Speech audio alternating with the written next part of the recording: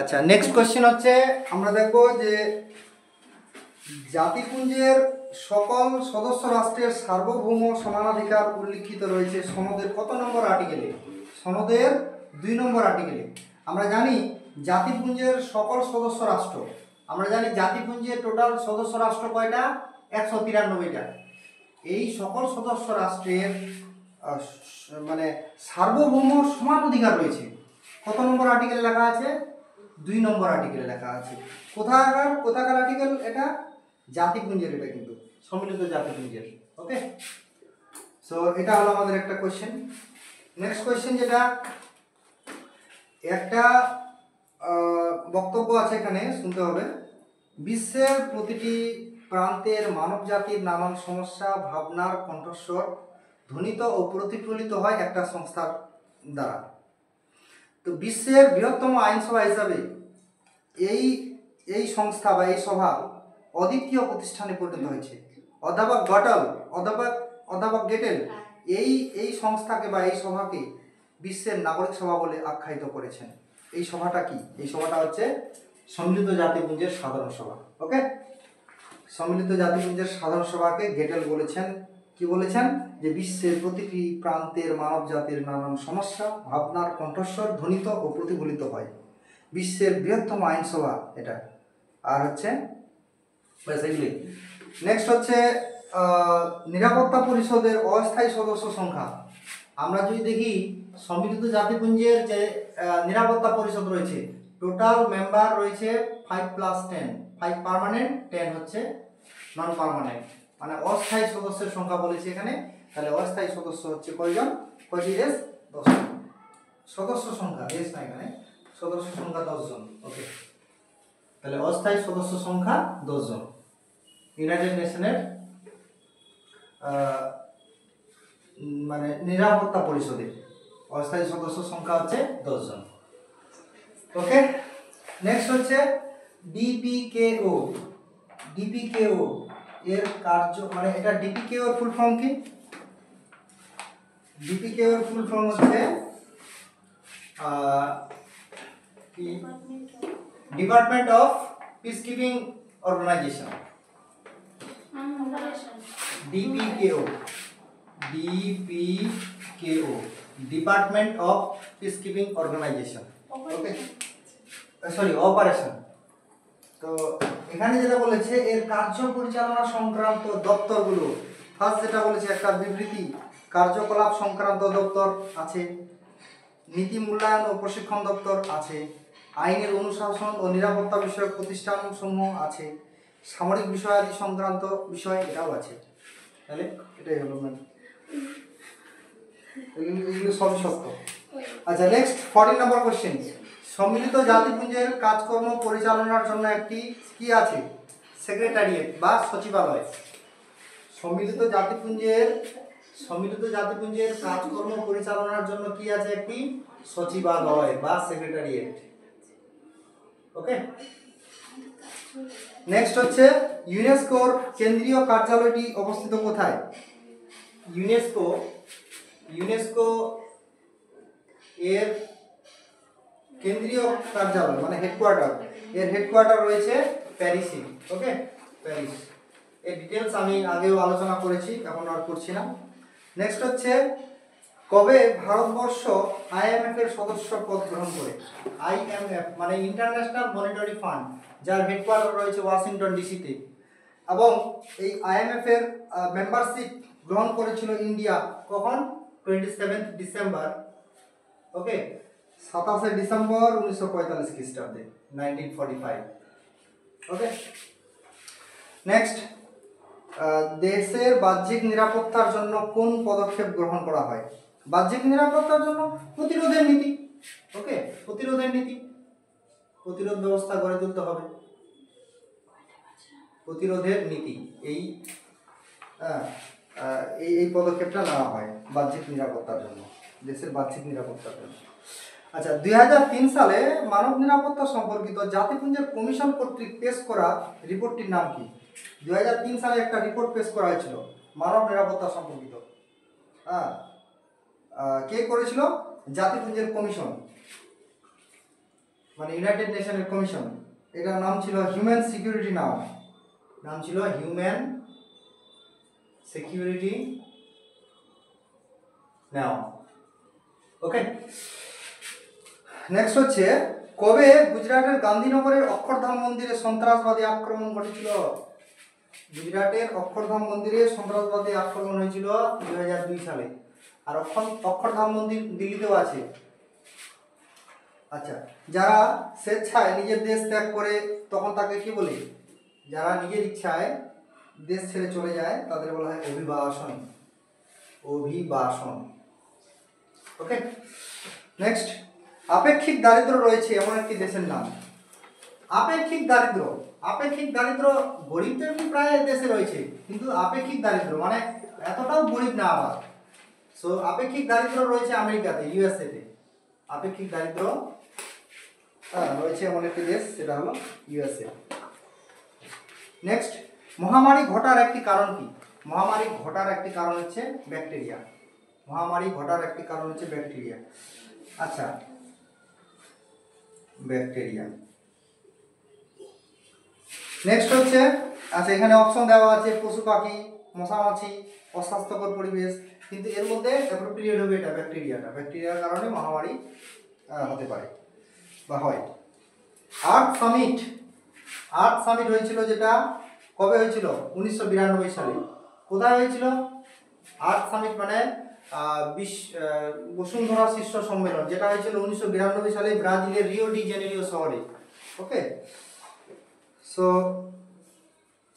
Next question হচ্ছে 1953 সালে রাজ্য পুনর্গঠন কমিশন গঠনের উদ্দেশ্য কি ছিল? 1953 সালে রাজ্য পুনর্গঠন কমিশন গঠিত হয়। এটার উদ্দেশ্য হচ্ছে দেশের ভাষাগত সীমানা নির্ধারণ, এবং এই কমিশনের সুপারিশেই প্রথম যে ভাষাভিত্তিক একটা রাজ্য তৈরি হয়েছিল 1956 সালে, অন্ধ্রপ্রদেশ রাজ্য। অন্ধ্রপ্রদেশের রাজধানী হচ্ছে অমরাবতী। ঠিক আছে, এই পয়েন্টগুলো মনে রাখতে হবে। নেক্সট হচ্ছে হায়দ্রাবাদের শাসক ভারতের ইউনিয়নে যোগ দিতে অনিচ্ছুক ছিল। কিসের জন্য?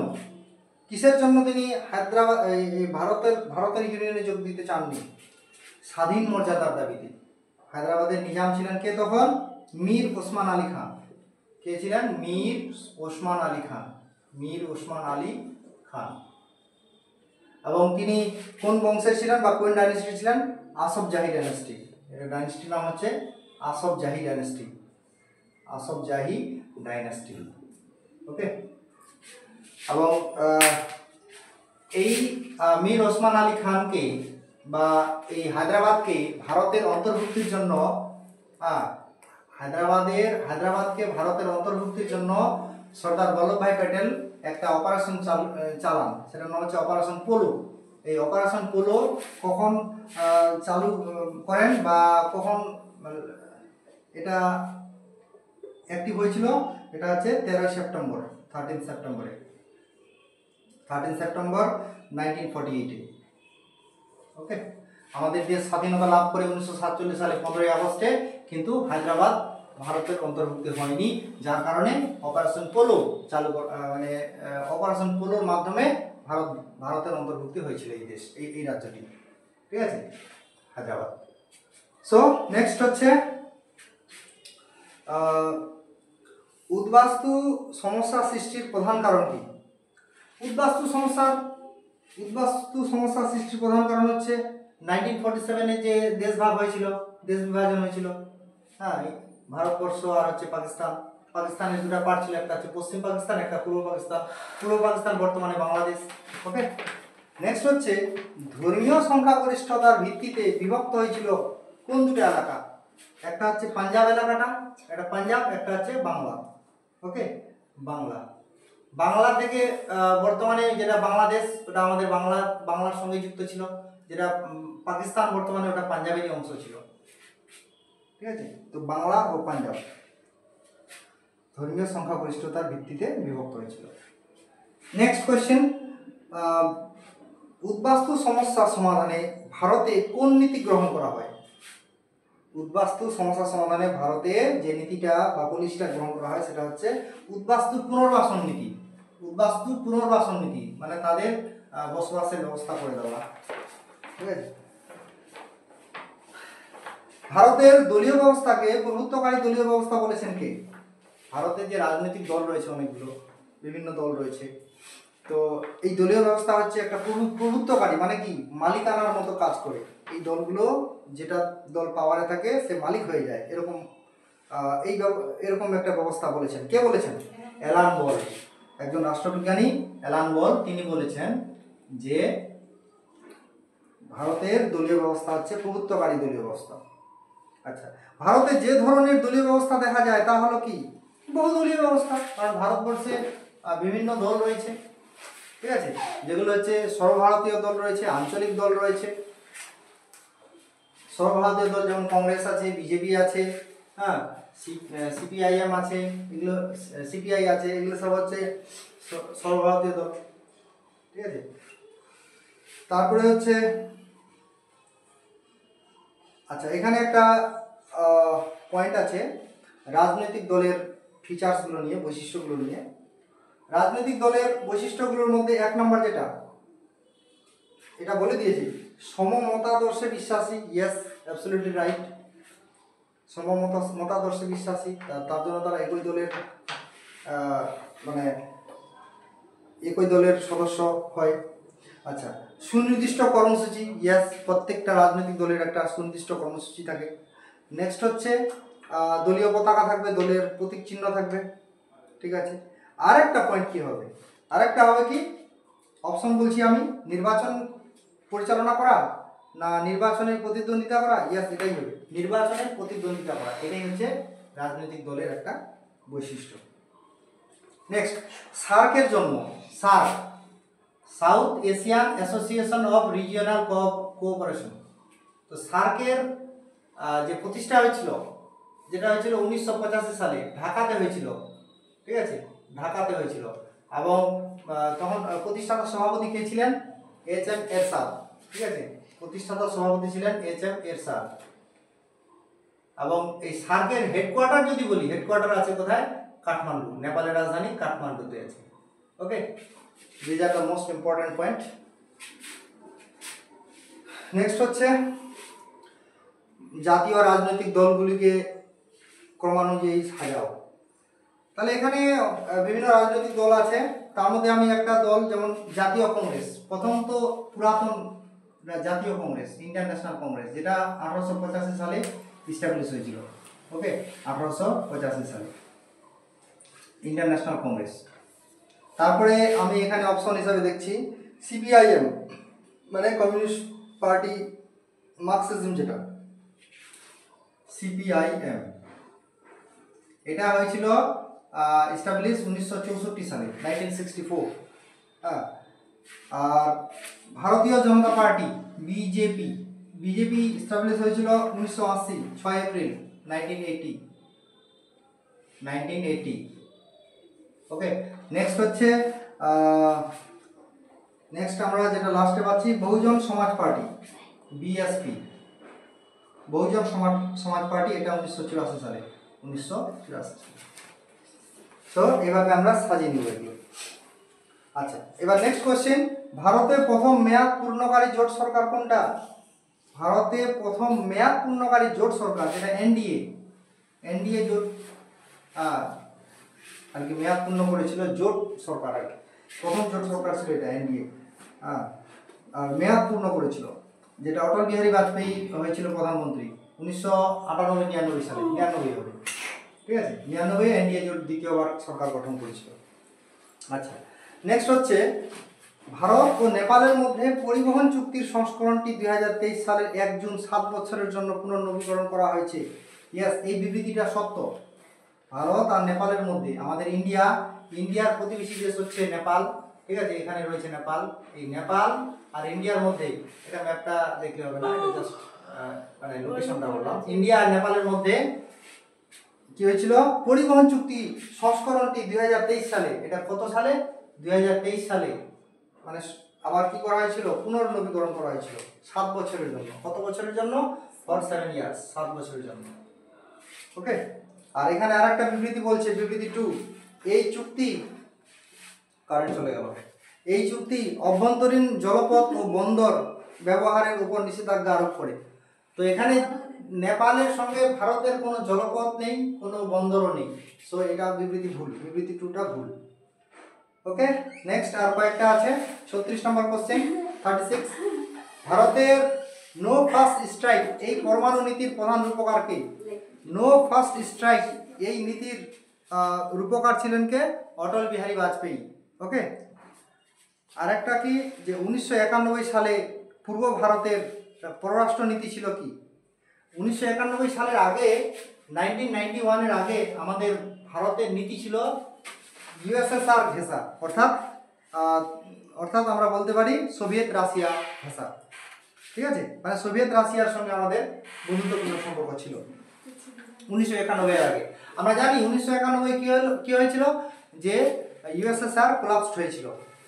ইউএসএসআর কোলাপসড হয়ে যাওয়ার পরে কোল্ড ওয়ার সমাপ্ত হয়ে যায়। নেক্সট আর দুটো আছে। পঞ্চশীল নীতির প্রথম আনুষ্ঠানিক স্বীকৃতি ঘটে। পঞ্চশীল নীতি 1954 সালে হয়। 1954 সালে ইন্ডিয়া আর চীনের মধ্যে 5টা নীতি আছে এখানে। হ্যাঁ, যেমন প্রত্যেকটা দেশ, চীন এবং ইন্ডিয়া, কেউ কারো অভ্যন্তরীণ বিষয়ে হস্তক্ষেপ করবে না। ঠিক আছে, এরকম করে 5টা নীতি আছে। নেক্সট হচ্ছে ভারতের প্রথম পারমাণবিক অস্ত্র পরীক্ষার সাংকেতিক নাম কি? আমাদের ভারতে দুবার পারমাণবিক অস্ত্র পরীক্ষা হয়েছিল। একটা হচ্ছে 1974 সালে 1974 হয়েছিল, যেটার নাম ছিল কি?